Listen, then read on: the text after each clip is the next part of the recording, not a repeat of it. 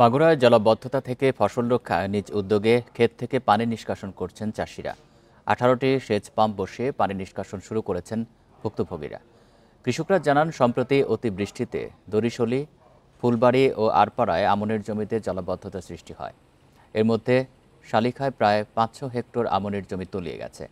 কৃষি বিভাগের কোনো উদ্যোগ না থাকায় নিজেরাই ফসল বাঁচাতে উদ্যোগী হন চাষিরা।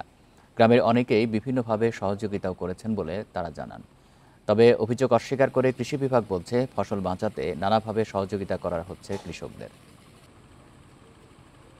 বান্ডেল থাকলে প্রতি সেনমানিতে টাকা বাঁচবে। বিকাশ সেনমানি বান্ডেল কিনে জিতুন প্রতি লেনদেনে।